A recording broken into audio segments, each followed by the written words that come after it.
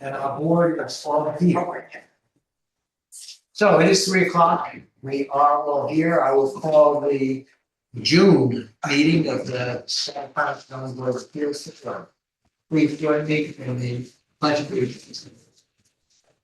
I pledge allegiance To the flag of the United States of America and to the republic for which it stands, one nation, under God, indivisible, with liberty and justice for all. We actually have a larger agenda than we've had for several months. The first item of business is the approval of the minutes from the May meeting. Everybody had an opportunity to review them. Any comments, or can I entertain a motion to approve? That motion? Can I just ask? Yes. Is the caption correct? Kenneth B. Schwartz, revocable. I thought it's 182 Town Line Road LLC was the applicant. Well, let's verify that. But that wouldn't really affect the minutes. What the minutes would reflect, it would reflect the decision of the city. No, I think it reflects should reflect the application. Who's the applicant? That's not the minutes. The minutes. Oh, I'm sorry. No, you see my point. Yeah. Okay, so that's the 182. We're going to be addressing that shortly. So let's approve the minutes. And then we'll get to that application. So I have a motion, second, to approve the minutes. Jay did. Yeah, okay, all in favor? Aye. Okay, the minutes are approved. And now, your comment is time. We have our first item of old business is the application of 182 Town Line Road LLC for the property at that location, application number 9 of 2025. We had a hearing, which we then closed. We then thought that because there was a large number of variances and we wanted to give a more refined response to each of the variances, we agreed to reopen the hearing, which we heard last month, in which there were some significant changes, a reduction in the number of variances and an improvement in the siting of the project. But we haven't yet rendered a decision. We have a proposed decision, which it's now been pointed out to me might be, the caption may be incorrect. Do you know offhand, Chris, whether that's, it refers to the application of Kenneth B. Schwartz Revocable Trust. But is that the way the decision should read? They were the applicant, but you're saying. I thought the applicant, this is really minor. I thought the applicant was 182 Town Line Road LLC. I just looked at the GIS map. The owner is the Kenneth Schwartz Trust. Let me see if I can look at the application, how they submitted it. Yeah, that's what it's. I mean, we might as well get it right. We don't want someone to have a problem. Yeah, let me check the ZBA, the G drive here.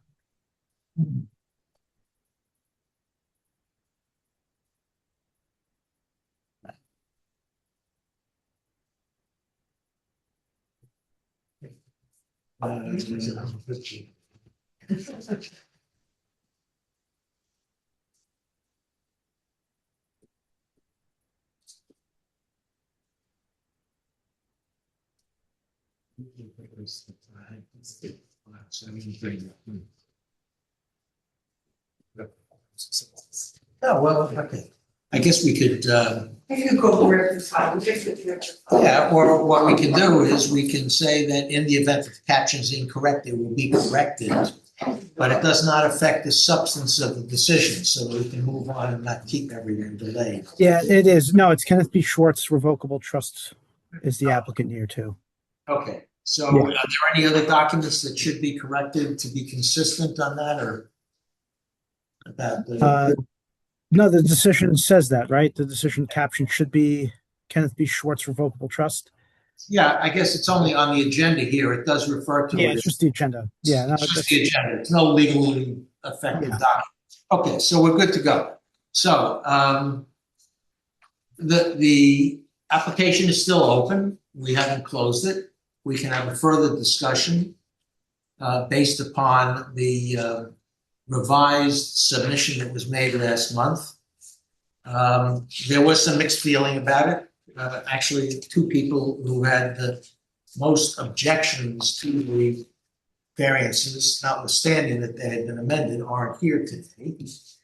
But do I hear anyone on the board who wants a further elucidation or comment on the variances as modified? You'll recall they resited the building a little bit further to the north and a little further to the west to create a larger front yard setback, eliminated the gate requirement, made it a realistic, real parking area as opposed to just a plat.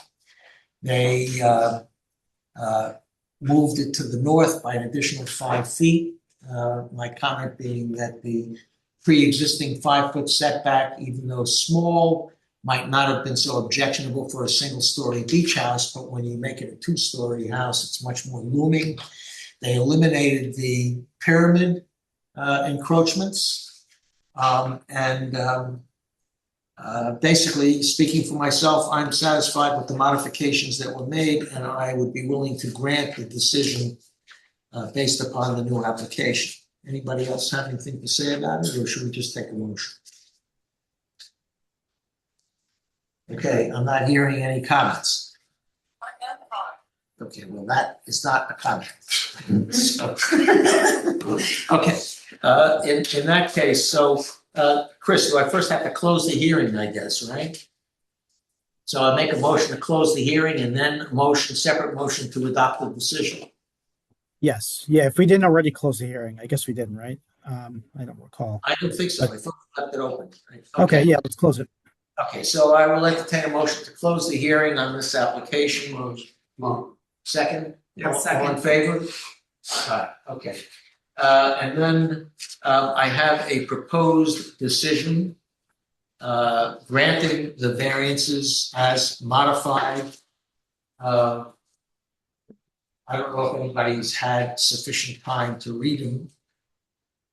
Anybody need any more time to review this? I could actually append to other applications while you take a look at this or something and then approve it later in the meeting, or we can approve it now. Let's prove it now? No, Let's defer it? Yes. Okay, so we close the hearing, we have a proposed decision, we're gonna defer adopting that decision until later in the meeting. In the meantime, we'll go on to application number 4 of 2026, which is Sagaponic Realty LLC pertaining to 451 Daniels Lane. As you know, this is a large parcel south of Daniels Lane, which has been around for a long, long time and controversial. Today's application is quite limited, and I will let the applicant, it's actually a representative appointed by a court because of an ongoing dispute among the owners of the property to enlighten us as to what's being requested today. Brian Doyle. Thank you, Mr. Chairman. Good afternoon, Mr. Chairman, members of the board. My name is Brian Doyle. I'm an attorney at the law firm Greenberg Trard in Bridgehampton, and I appear before you today as special master. I was appointed by Judge Nolan in the matter style Milton Berlinski and MB Sagaponics Holding versus Mark Goldman, Sagaponic Realty LLC, and Sagaponic Ventures LLC, the MH Sagaponic Holdings, and Michael Ferguson as nominal defendant. This property has been at issue in the village since in or about 2005. As Chairman Wenzel pointed out, it has a storied history before this board, and the village board and planning board. It has a litigious history, and I'll let Chairman Mizell update you all on that. He's completely familiar with it unless you want to hear about it. In 2005, Mr. Goldman began trying to subdivide this property, and since that time, the owners of the property, being 3 members of an LLC, have been litigating back and forth over how to subdivide it and where to place lots. Multiple litigations have taken place in state and federal court. And this last year, before Judge Nolan, the matter was settled. And Judge Nolan, with the consent of Mr. Goldman, who's the managing member of Sagaponic Realty, and Mr. Berlinski, who is a member through his LLC, and Mr. Berlinski is here today, consented before Judge Nolan that I be appointed special master to try to subdivide this parcel. We appeared before the planning board in the spring of this year and presented the map that you see on the screen for you.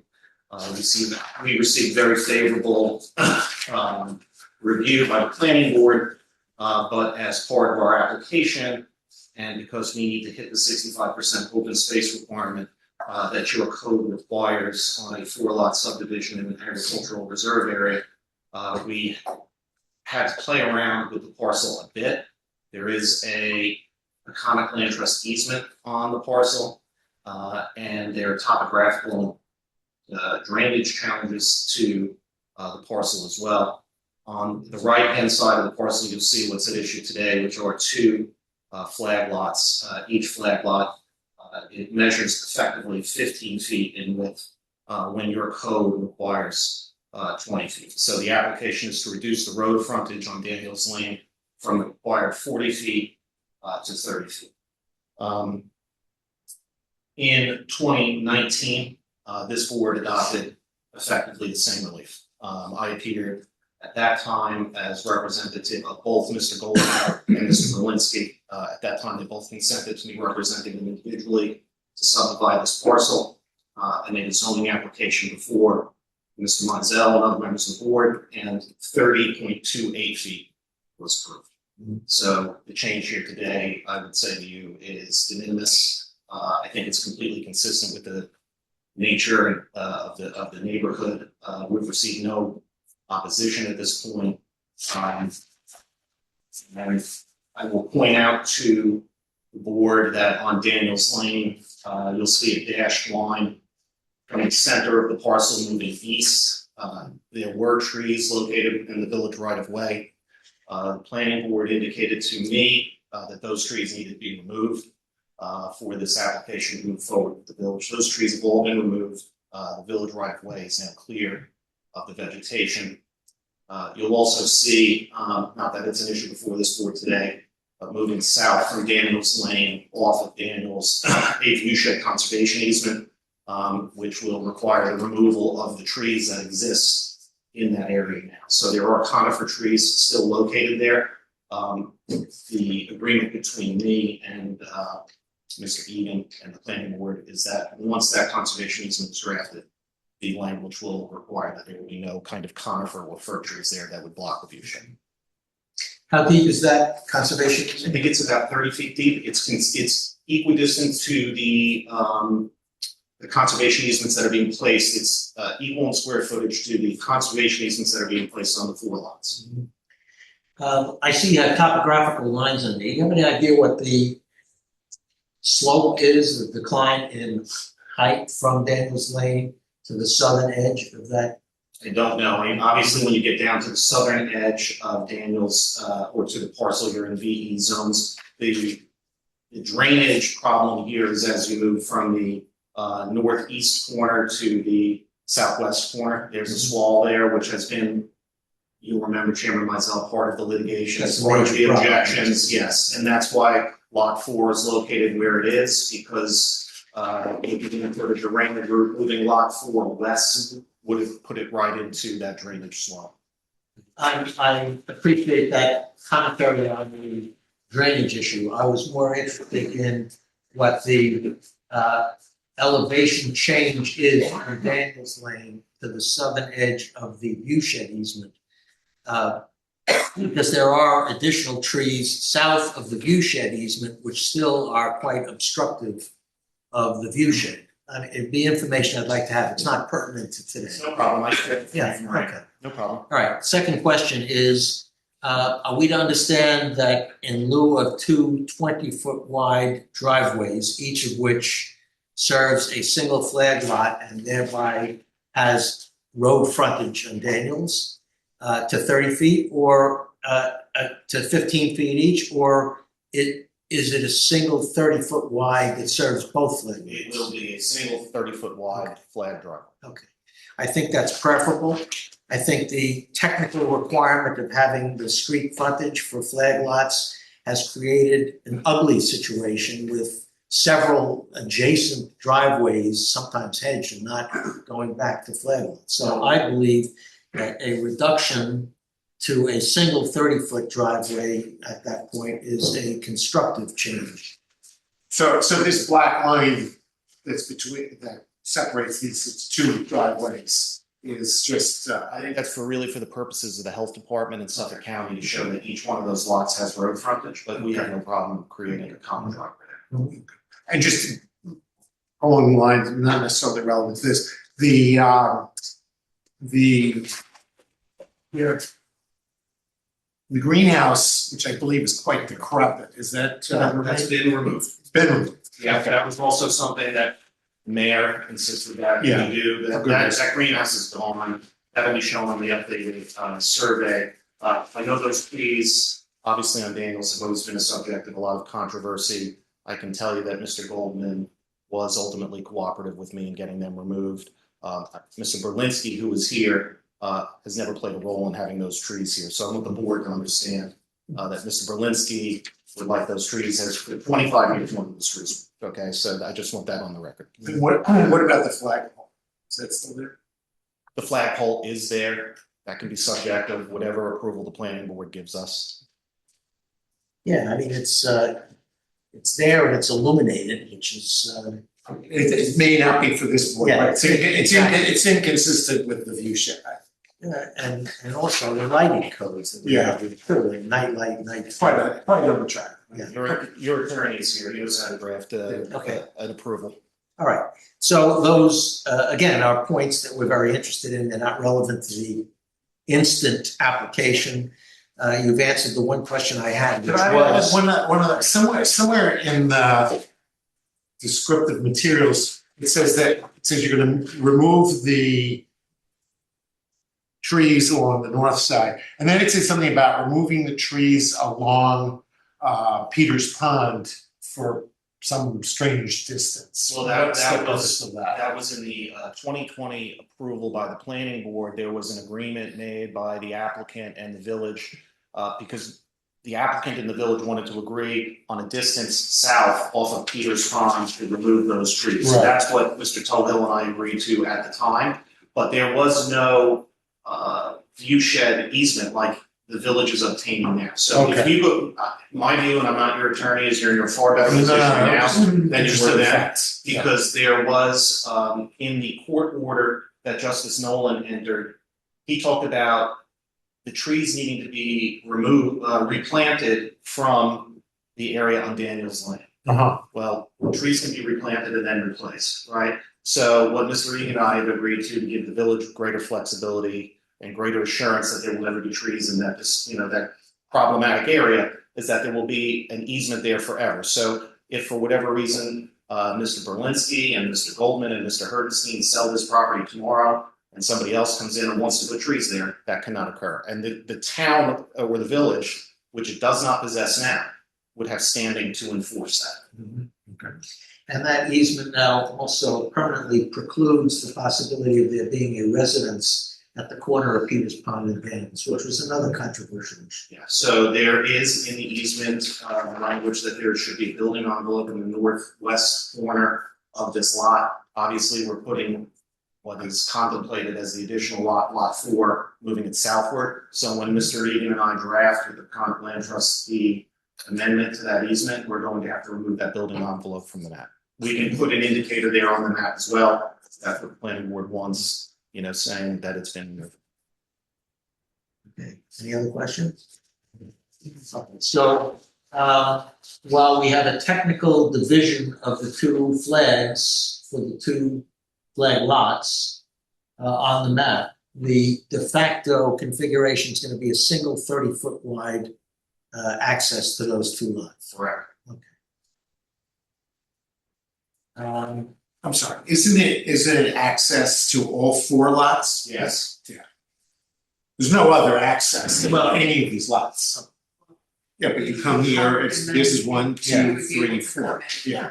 The map specifically says if you scroll down that there is no access, there's a notation to Peters Pond. Yeah, that's interesting. I just remembered that. There's no access. to There's Peters no Pond, access, but they're so- showing a flag for this lot that goes to Peters Pond, but it can't be used for. Yeah, but the access is the through here. Everything is through this drive. Right. Okay. All right, everybody comfortable with that? Then we will entertain a motion to close the hearing on this application. Second, all in favor? Aye, sorry, we closed the hearing. Thank you, Mr. Chairman. Thank you. Okay, next order of business is the perennial 518 Bridge Lane LLC, Susan Lago, application 5/2026. If you have that. Just a letter of support for the application? Okay, that's coming from the property owner on the west. Yes. Yes. Great, okay. So do you want to present anything to us at this point? Well, it's been a long time. Name and address.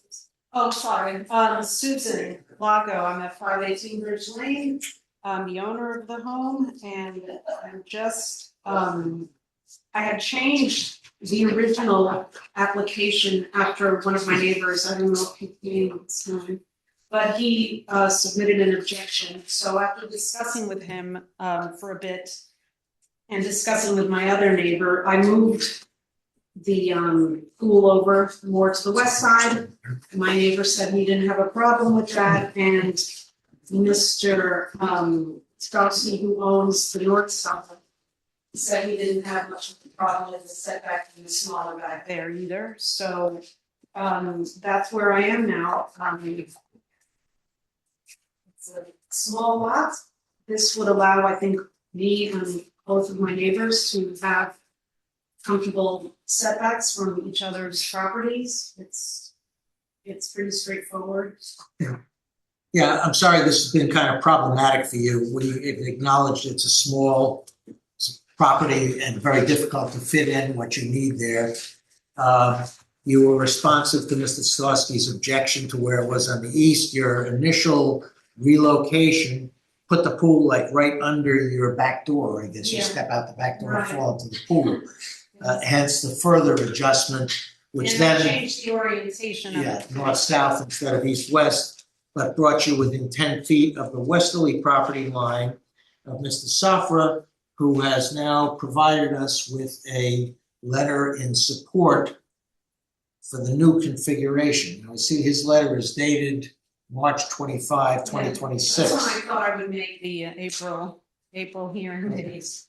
My only concern about the date was whether his letter of no objection, his letter of support was for the first revision, moving it about halfway to the west, or whether it encompasses the subsequent move even closer to his property. Yeah, it was for the final change. Yeah, the last revision of the site plan was March 2nd. Wait a minute, what's this? March 2/11, what does that mean? The That might have revised, been the last survey that was done. yeah, but It doesn't- it's got two. It doesn't look like a date. You see, the dates are generally a month, a date, and a year. This last revision of the site plan appears to be a month and then 2 dates, the 2nd and the 11th. I guess in order to fit it in there, perhaps it was revised both on the 2nd and the 11th. But taking the last of the revisions, which was March 11th, still predates the March 25th letter of support. So I'm going to assume that that letter of support supports the latest revision, which is the one before us. Okay? Anybody have any questions? Anyone here in the audience, any comments in favor of or in opposition to the application? All right, anybody on the board have any further questions? Can the record show I have the affidavits Oh, yeah. posting and mailing things? The post office made out well on this one. Yes. Okay, so hearing no objection, I'll entertain a motion to close the hearing on this application. I'll second. All in favor? Aye. By the way, you're finished with your driveway, your parking variances, so this will be it. right, Yes, for- yes. Hopefully forever. All right, so we have, all in favor, aye. We closed the hearing and the application, we will get a decision to you as soon as we can. Okay. You have, copy of this for your record, so keep this I and give it don't back to you. like that. Keep It's that. the only one I have. Yeah, then you keep that. Okay, next item of business is the application of Regine Starr. Application number 6 of 2026 pertaining to 28 Hildreth Lane. It's an area variance for a principal dwelling of 4,958 square feet and roofed accessory structure of 2,000 square feet with a total build out of 6,958, which is substantial. I'd like to hear from you. My name is Bobby Rossi. I am the applicant for Regina Star on this property. I'd just like to turn in the hearing information, the notifications. Maybe she has a second.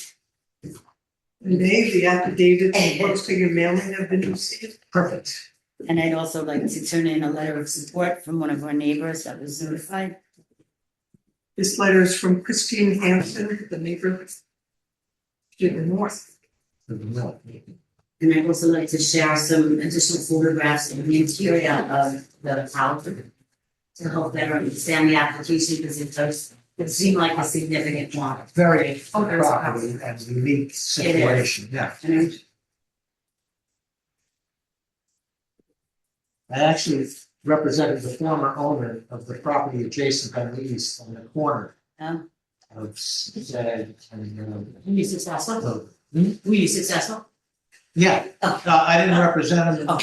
I In a wasn't hearing. on the board, it was as the attorney in the acquisition. Sorry. Okay, we're here today before you seeking a variance of area variance relief for Regine Star. The property is located at 28 Hildreth Avenue. The building total is about 6,570 square feet. What we're proposing is 4,570 of that to be habitable, where 2,330 is allowable. So basically, we're proposing to occupy 70% of the existing structure, leaving the 30% to what it's been up to date, which is storage, artist studio, basically like a working studio. So on the lower level, we're proposing an additional 1,320 square feet of habitable space, which reduces the accessory by 1,320. And on the upper level, we're proposing to utilize all 923 square feet of the existing storage area. A little history on the property, there's kind of the original potato lines. The Cisco family owned that. There's some pre-existing certificates of occupancy, some pre-existing non-compliance. It was brought before zoning on a few occasions. Regina Star purchased this property in 2000. And she did some upgrades in 2003. The lower barn was repaired and upgraded. The block walls and the masonry were upgraded. The structural elements also upgraded. And the existing studio, which was out to the residence, was also improved. In 2003, the septic was upgraded to accommodate up to 4 bedrooms on this property. Basically, this property has navigated the economic shifts in the community from theater farm to Bohemian Art Studio, and now here we are, proposing its most recent facelift. I believe Moore House is really the only path forward to continue to have this historic structure remain relevant and economically viable from the Star, who has painstakingly invested so much over the years in maintaining it.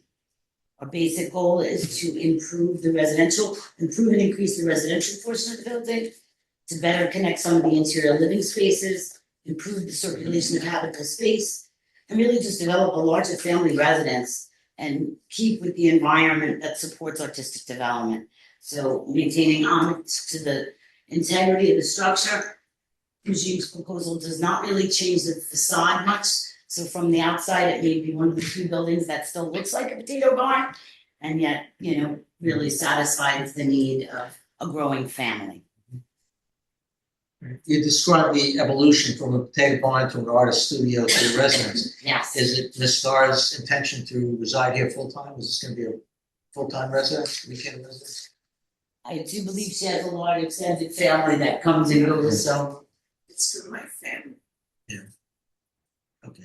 So I was a little confused by this application. I know. Because there's reference to no changes to the mass, no changes to the envelope. So are there gonna be any external, it's got 8 walls. Any Correct. changes to any of those 8 walls? The only thing we are doing is we're putting a shed dormer at the second level master bedroom. So it Which doesn't. faces which direction? Which faces, That's I believe, yeah, I'm sorry, it faces north, east, sorry. So there's there's the long east wall.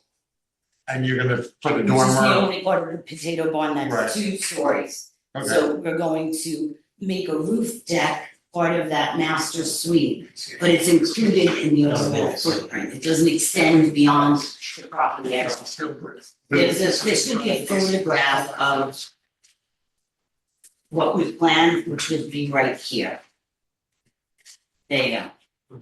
So that's the front part of the building. The white outline would be the new official entrance to the residence. And that pop-out shed is the second story master bedroom that we're proposing. Ensuite, rather. yeah, we got another question, so there's that's not a change to the 8 walls, right? That's a No. change to the roof. No, correct. Yes, correct. No change in the footprint itself of the That's structure. correct. It's only a slight increase in the height where the dormers are created. That's correct. No change. One dormer, you're only proposing that front dormer. The back dormer Already has been exists. there, yeah. Okay. If you see the back double dormer, that's the existing 1,000 square foot studio apartment. There's a separate entrance around back for that. So in order to communicate all of the spaces, we need to make the entry foyer habitable and condition that space. So that first floor entry foyer becomes the entrance to access both the first floor studio and bedroom around back. And then there's a stairwell in there existing that's also. I'm sorry, which facade is that on? I'm sorry. Which facade is that entry where you're building? Where the entrance to the apartment is, the new entrance will be at where that white, the white door is, the white frame on the door on the front of the building. Okay, and that's so that on the south end of the building. Correct, I'm sorry, I'm a little Sorry, disoriented. Yeah, we need north, south, east, west. Okay.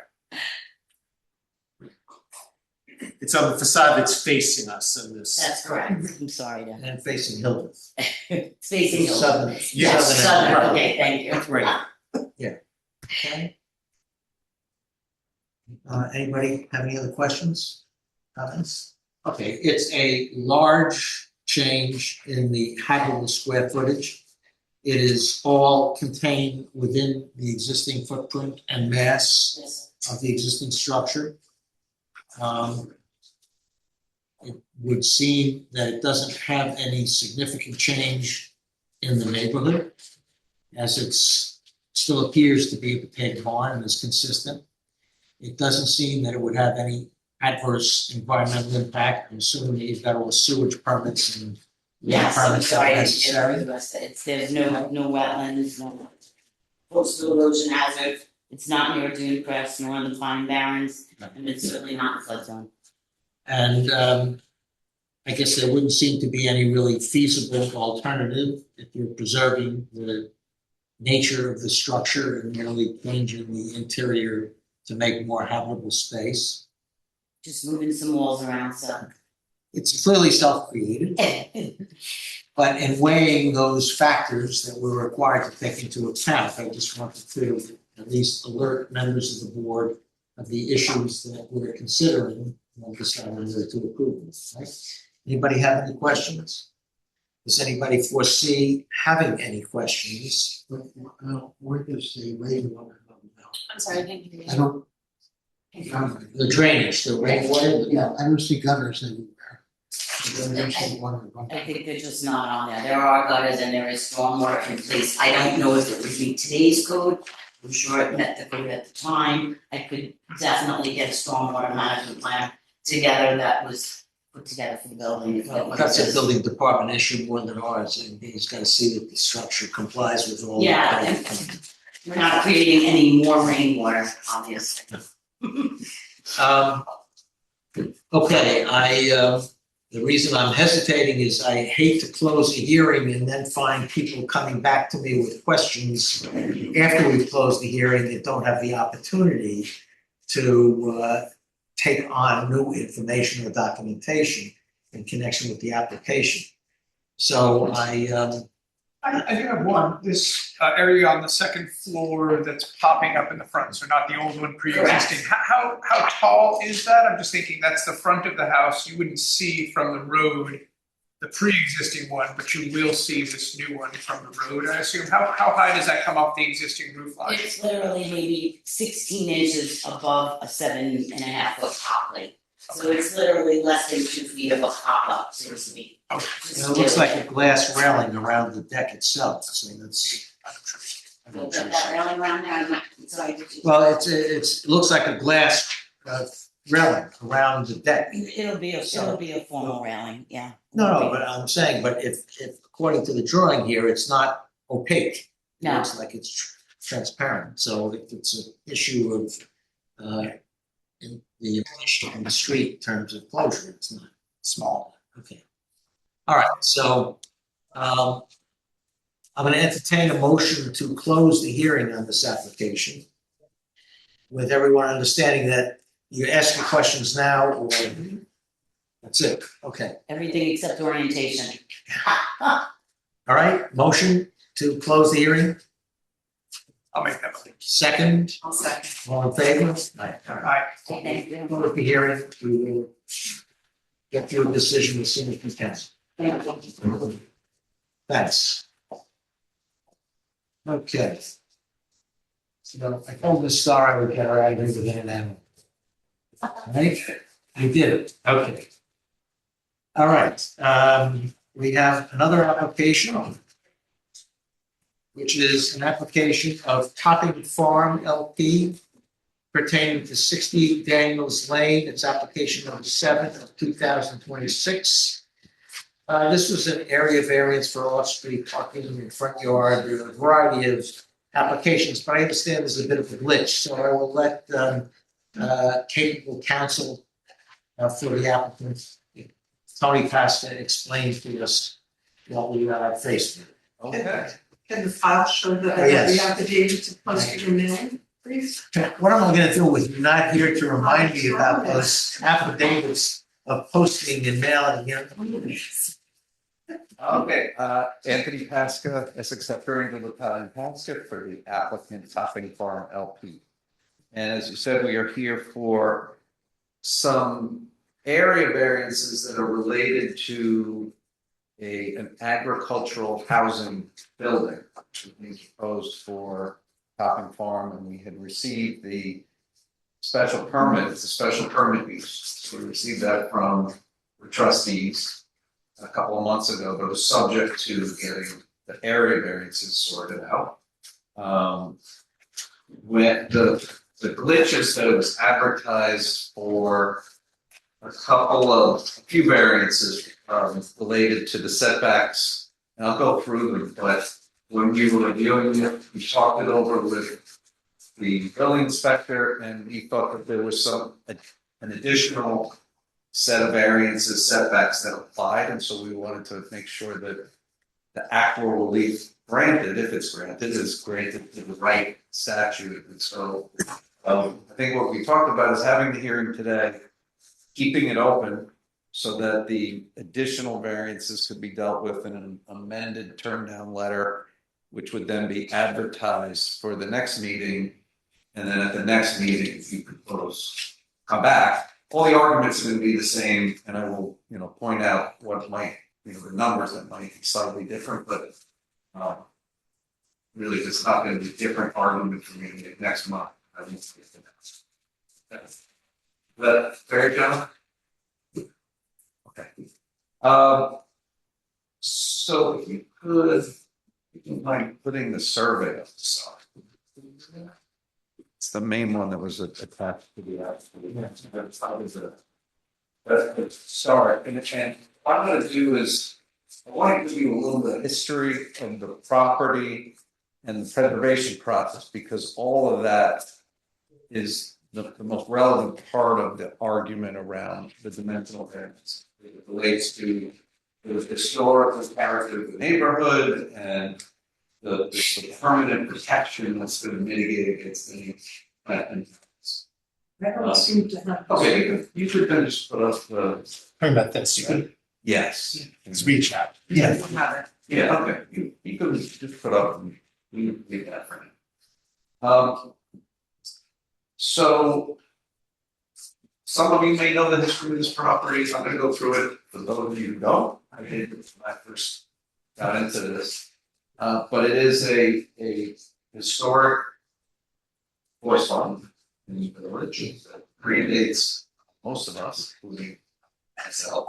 It goes, certainly, we have, if you wanna take it back to the 62 area, that's the oldest area that we could find, and the lot lines are a little off, I think, on this area. They would probably be shifted a little bit down, but back in the 60s, the actual buildings, just gonna walk over 1 second, but what we're really talking about here is this parcel, which was an individual tax lot, but I'm gonna talk about is that it's really part of one big farm.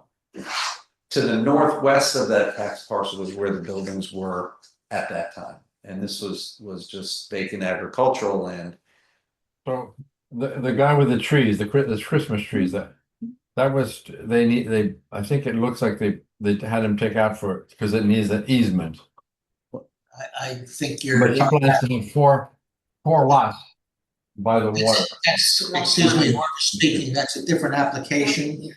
That's, Yeah, 3 lots. no, I'm sorry. One lot in the middle behind the 3 lots. We're not discussing that. He's subdivided and they seem to be okay with what. Yeah.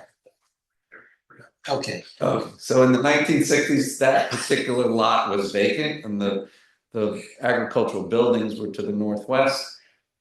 In or about 1969, this is according to Tinka Topping, who was living there at the time. The house was moved. The house that she lives in now, you can see it. Put it on the 76. So you see the house that she's living in now, which is right there. That's at the south. That is Tinka Topping's home. It's owned by Topping Farm LP, or my client, and it was all part of the Topping Farm LP property, which That includes. fronts on Daniels Lane. That fronts on Daniels Lane. Residence. Where was that relocated from? It was from that grouping of buildings. Up above. You know, it's a historic building. You know, what's the year? That was 1811. 1811. So it wasn't there, but it was moved there, and that has been, I think, his home since then.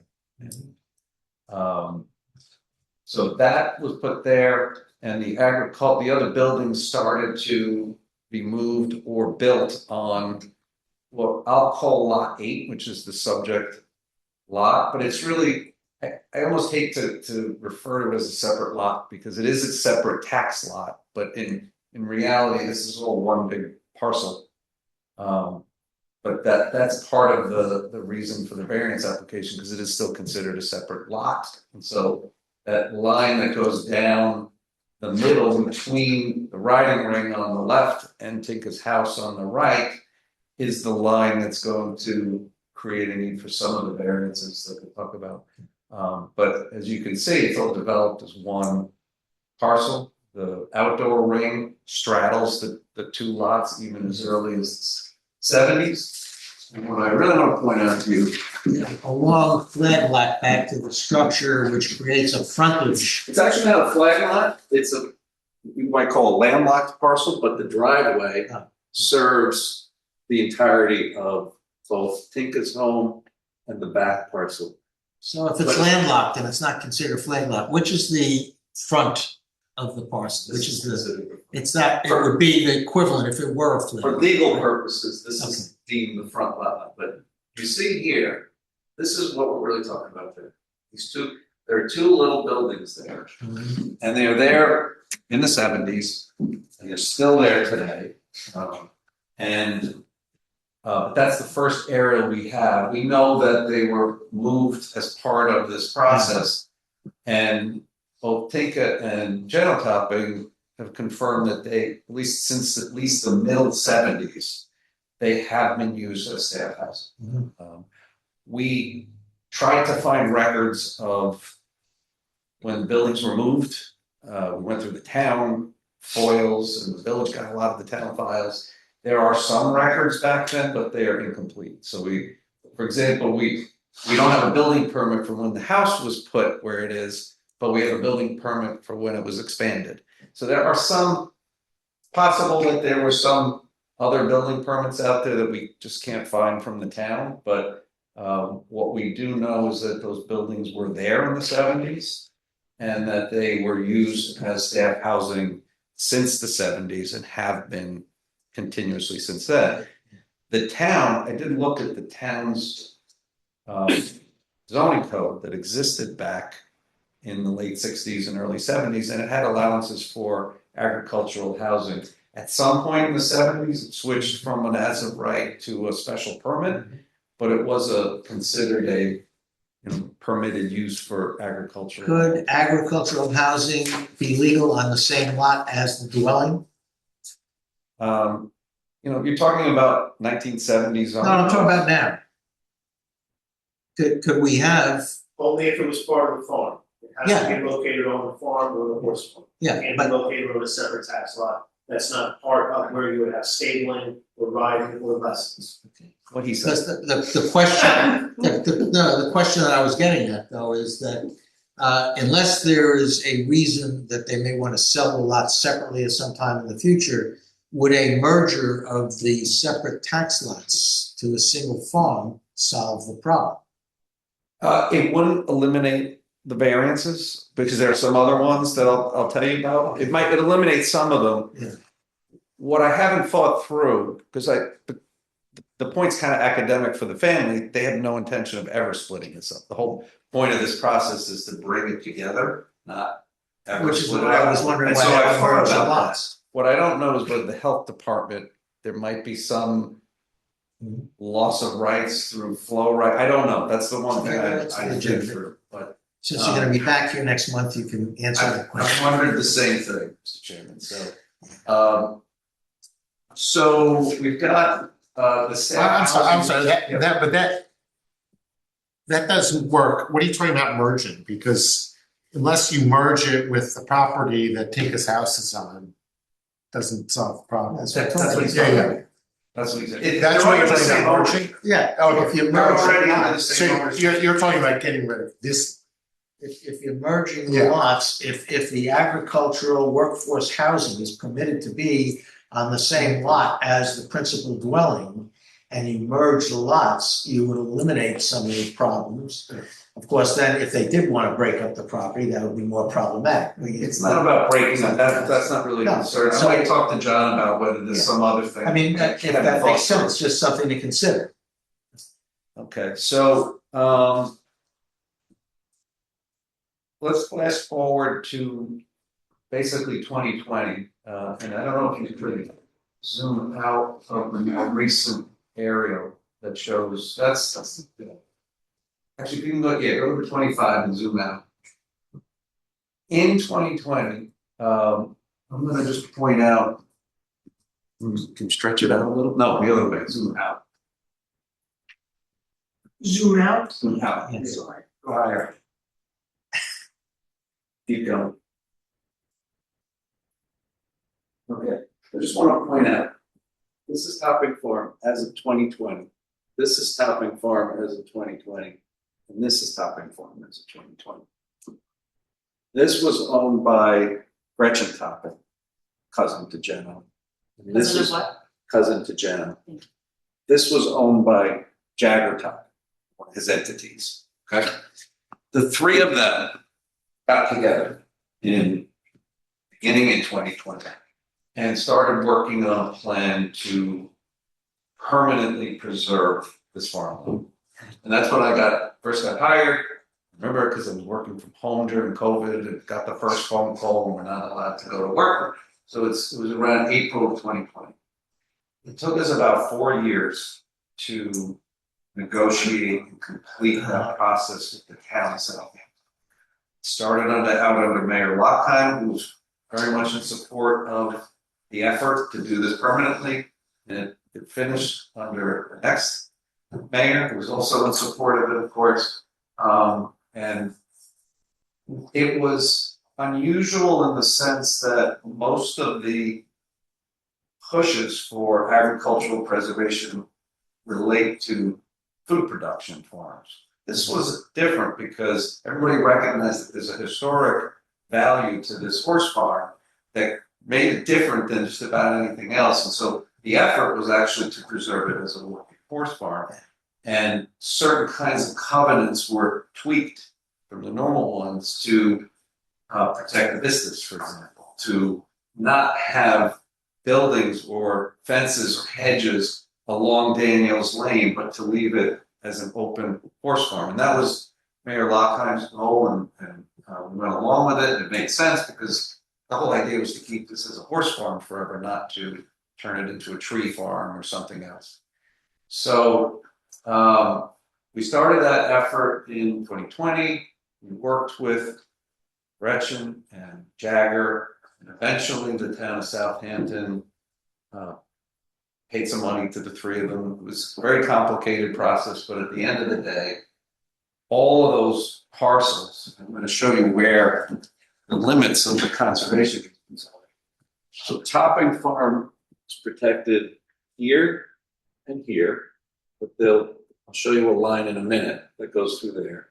That's the ag easement. Jagger's ag easement covers this, and what was Gretchen's ag easement at the time covers her parcel. Their entire parcel. This parcel, yes.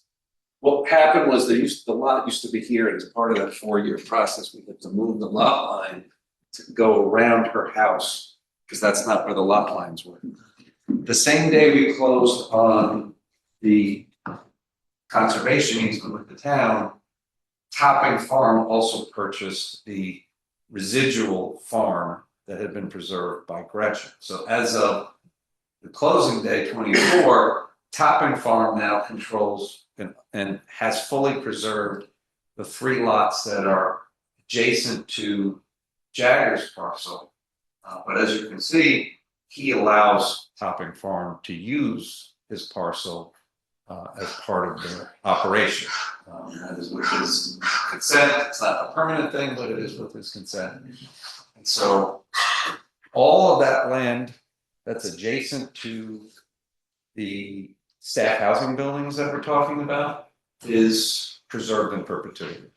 And Except to the north. actually, to the north, if you see the farmland that's to the north, that is Foster's farm. That also has a separate ag easement, as I understand it, that protects it. There are a couple of sections where they can eventually put some development if they want to, but they're sort of off of this screen, a little bit to the north. And there are 2 sort of along Daniels Lane is an area where maybe if they ever wanted to, they could put a place. But you can see from this photo that he allows the horse farm to use some of his farm even as part of their operation. And so it's cooperative. It's a cooperative situation all. So the only piece that they don't really own or control for purposes of the horse farm are the 2 residential properties to the northwest facing Sagaponic Main. Okay. This is Jagger's house, Okay. and that's Christian Topping's house. Okay, all right, so that was my question.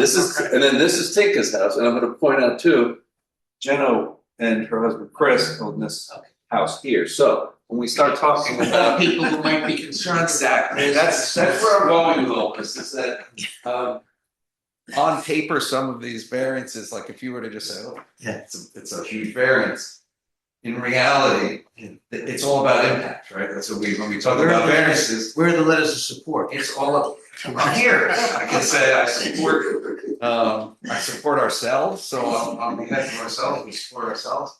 But yeah, that's where we're going with this, is that the variances that were noticed. One of them is a parking variance.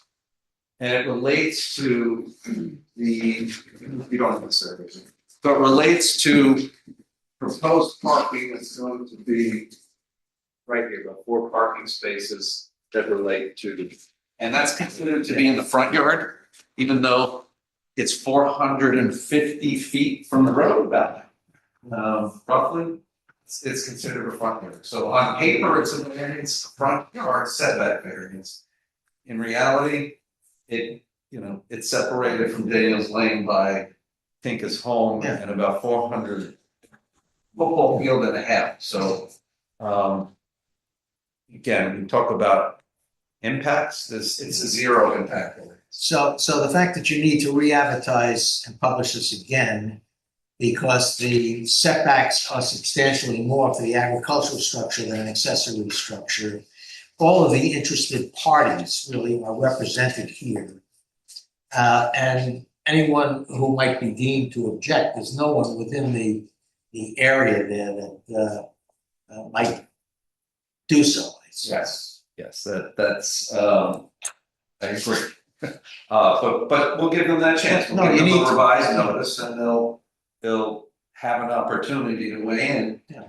The as far as the way the setback variances were noticed, besides the parking variance, the structure itself, which is going to be rebuilt in the same area, but rotated a little bit and connected, because under the current code, which nice thing about we're the first, I'm sure if we still are, but we're still the first people to officially use the special permit agricultural special permit in the village. Yes, you So we are the first. That's my mistake.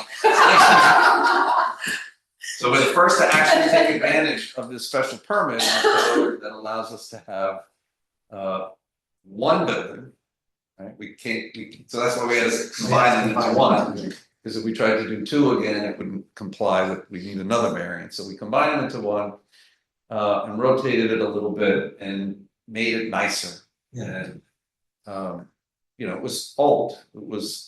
It served its purpose for 5 decades, but it is dated, and that's why once the whole process was completed with the town, it was sort of turning to how to make this a viable, for the next 50 years. Like that's what this project is about. It's an intention that Geno turned to was to start fixing it up and putting some effort into making it viable for the next generation or 2 or 3 or 4.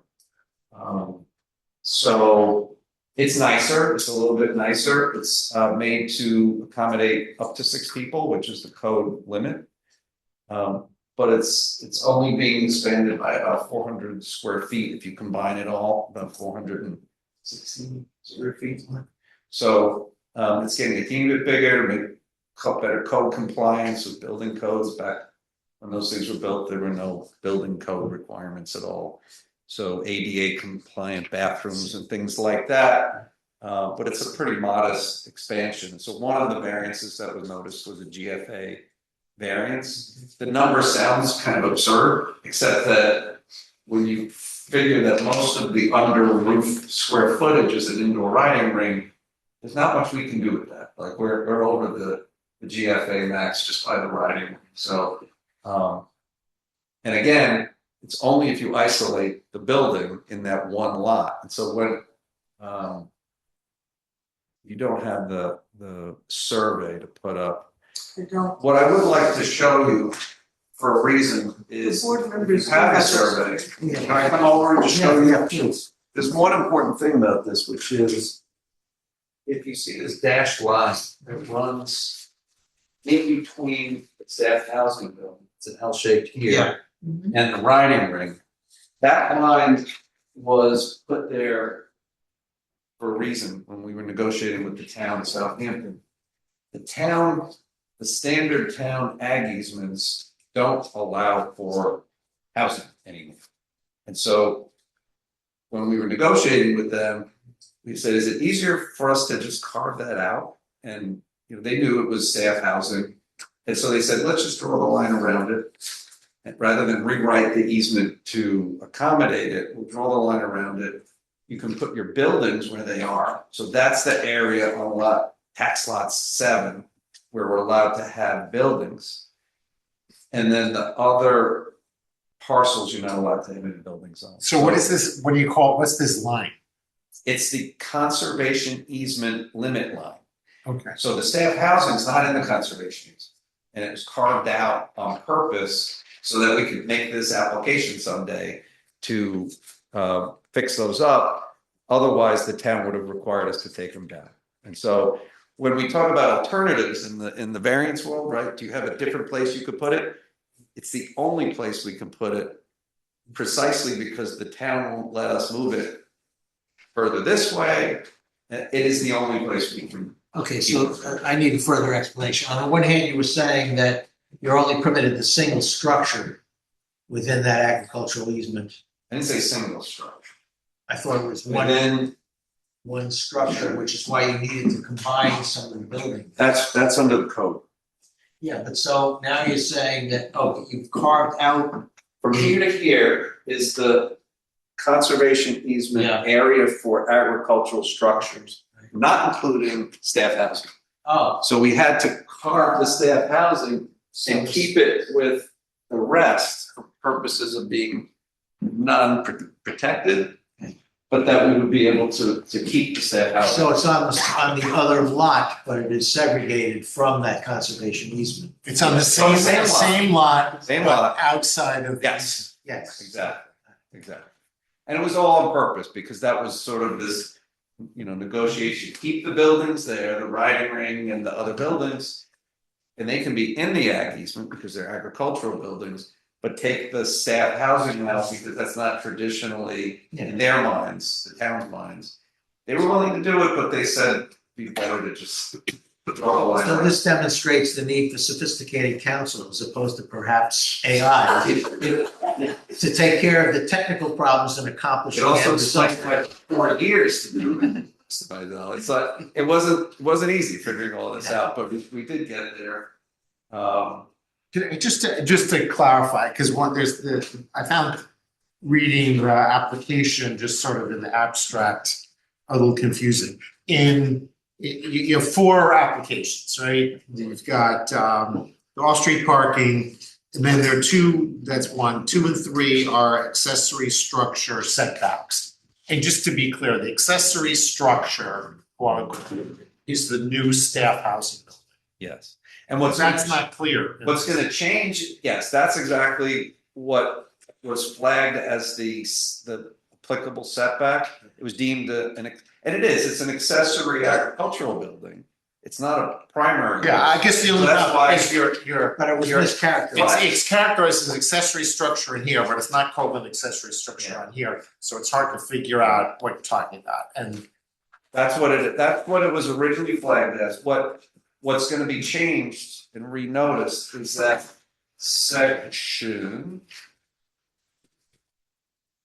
245-60D has very specific setback requirements for agricultural housing of 200 feet from any side or rear lot line and 150 feet from the front. So it changes the number. Yeah. And where we're measuring it from, but we'll just walk over one more time. At the end of the day, you look at what's closest. This is still a football field away. This is about a football field and a half away. Both of these are us, so we're happy to have the staff housing there. Gretchen's home is about a football field away from and separated by protected land. These are a couple of 100 feet away, about a football field away, and then what's off the screen is about 2 football fields away. So everything around it is buffered. It's buffered by protected ag land. And that's why even though it's a 200-foot setback requirement, if Jagger had not protected his land and there was a house there, you could understand why we wouldn't want to have an accessory ag housing building so close to his lot line.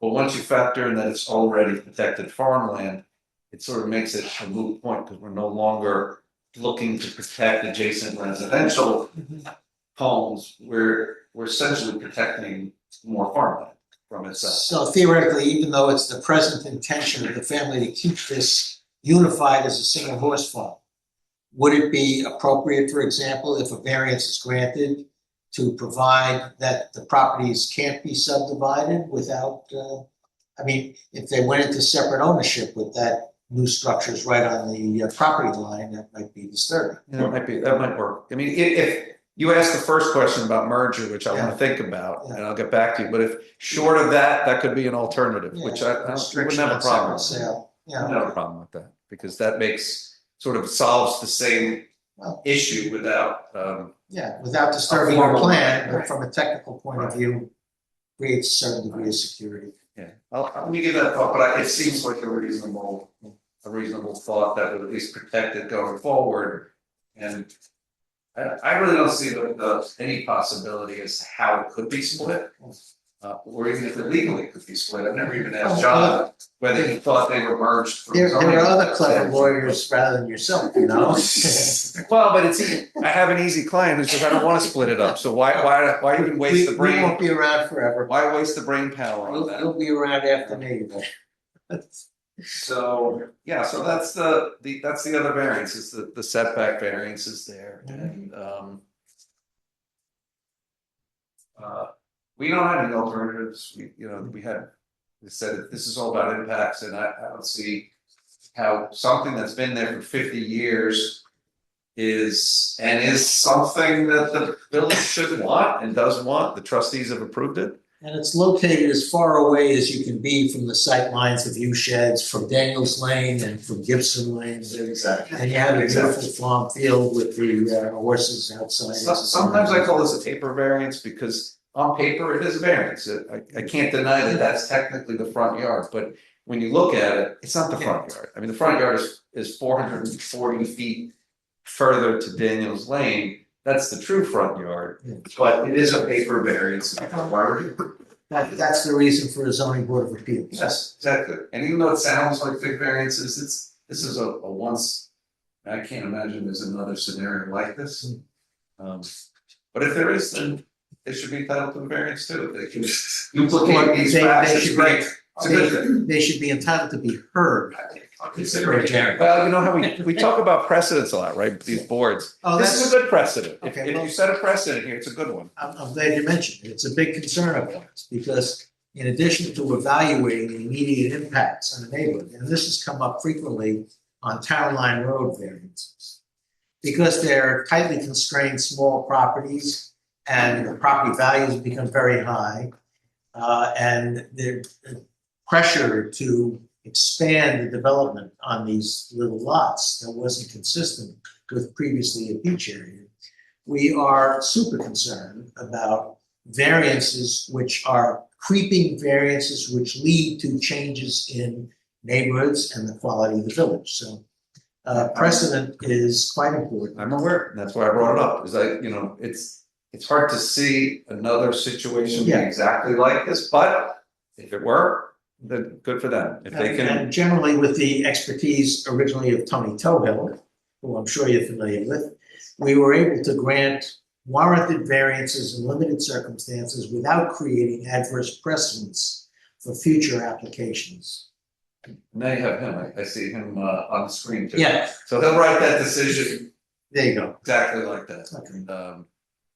And if you have any questions, I'm happy to answer them, but No, well, this is that's all we got. Anybody have any comments?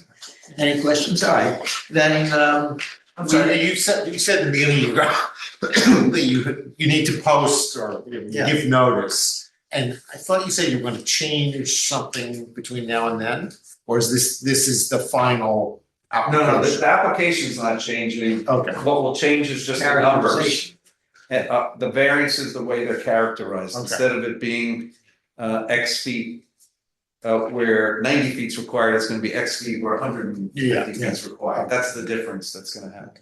But we will renotice it, and what I've worked out is we'll renotice it I asked you if you would be willing to deem our application amended to reflect the new setbacks that John will provide to you, so that I don't have to refile a new application. Okay, so that's what I was gonna ask council. From a technical point of view, we would adjourn this hearing to next month's hearing. We're not closing the hearing on the application. We're not rendering a decision. But will the application that we hear next month be same application number, same application as amended? It's not a new application, right? No, we'll just, it's going to be treated as an amendment. He's going to submit, it wouldn't even be any new plans. It'd just be considered as an amendment. So we're going to adjourn the hearing for the opportunity to amend the application for further consideration at the July meeting. Yes. Yep. All right, so then, I'm sorry. if you have nothing further to say today, and nobody else has any further questions today, I will entertain a motion to adjourn this hearing to the, what's July's? Are we adjourn this? July Do we have to decide? I guess. Where, I'm sorry, July 10th. July 10th. Yeah, what's the question? It's not.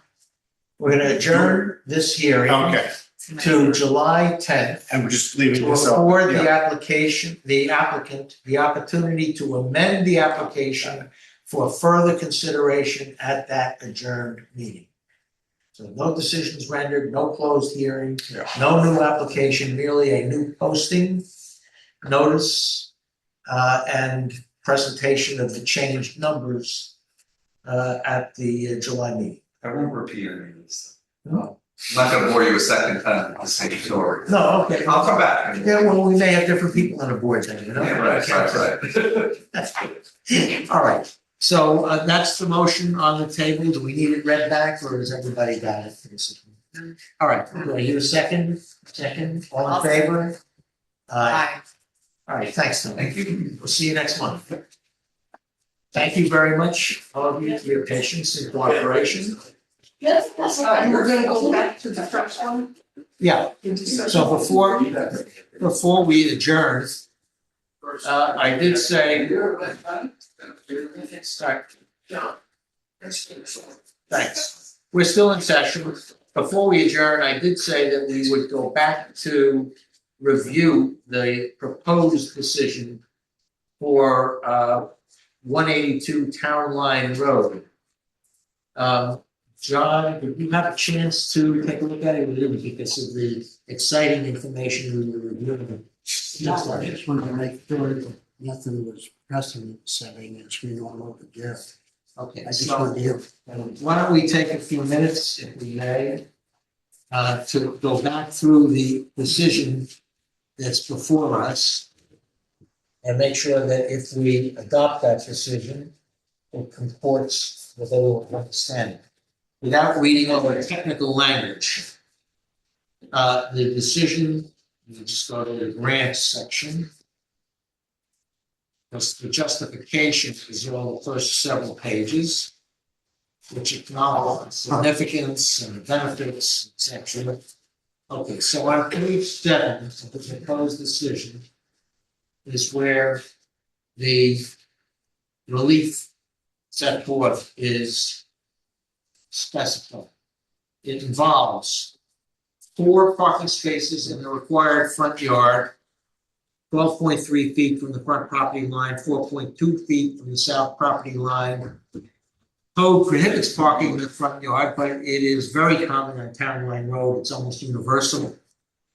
They did improve the parking spaces to make them real parking spaces, which were previously unduly constrained. It was pointed out that they weren't really useful because they were too tight.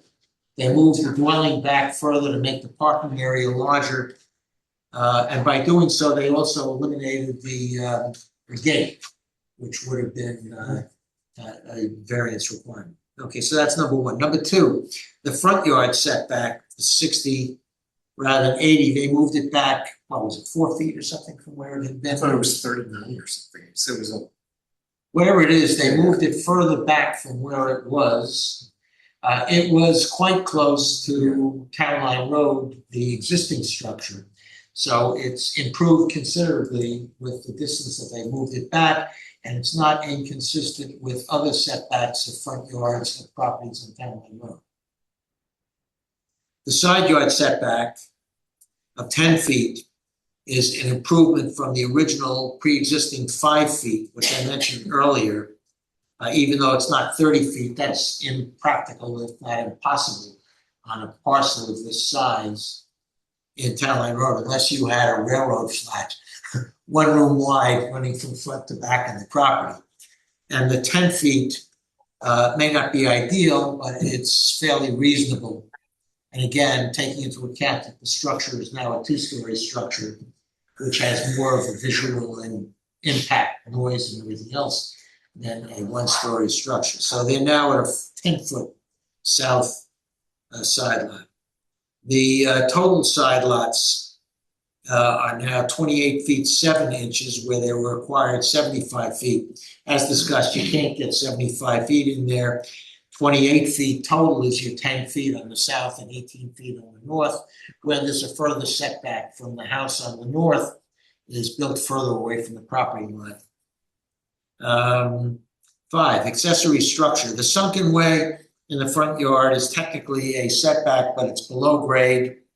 And even though it's a structure, we were kind of permitting the technically accessory structures where it's at ground level or below ground. That also applies to the patio for number 6. Number 7, the pool house. The pool house was also moved further to the north of where it had been, I think from 5 feet to 8 feet. And is relatively unobtrusive. Again, 30 feet is impractical. It would put it right in the middle of the property and obstruct the swimming pool in the rear yard. Number 8, the hot tub. The hot tub was moved a little further to the north as well, and seemed to be unobtrusive. It's, again, not high, the structure. Number 9, the accessories, the pool equipment vault. Again, it's shielded, soundproof to some extent, and is not unusual in the area. Number 10, the generator. There had been some discussion of better locations for generators, especially since this is the furthest away from any utilities. It's all the way at the southwest corner. But there were reasons that they preferred it there, and they established with documentation that it's a relatively low decibel level. It's shielded. It's going to be, you can't fully enclose a generator, but it's got soundproofing around it. Number 11, said variance relief granted in accordance with the survey. Okay, so 11 isn't a specific variance. It's down to 10 variances from what was 13, and each of those 10, which are being requested, are lesser variants, not all of them, I guess, but are lesser variants mostly than what had been previously requested. So that being said, last final look at the survey, at the variances, and I will then request a motion. Now, the hearing has been closed, the variances have been articulated. What was the line that Tony always use, which says granting this does not, in this particular set, that's what I was looking for. Yeah, is that in here, Chris? I think that's a typical language that's put in at these. Page 5, item 16. Yeah. Yeah, the granting of the variance is sought by applicant will not produce undesirable change. He's talking about, apart from their, 16, right. Much of the on the undersized lots. No, this is the justification for the variances. But what I think John is asking about is that the grant of the variances specifically articulates that it is not a grant of any greater or further variances. You know the language I'm talking about, right, Chris?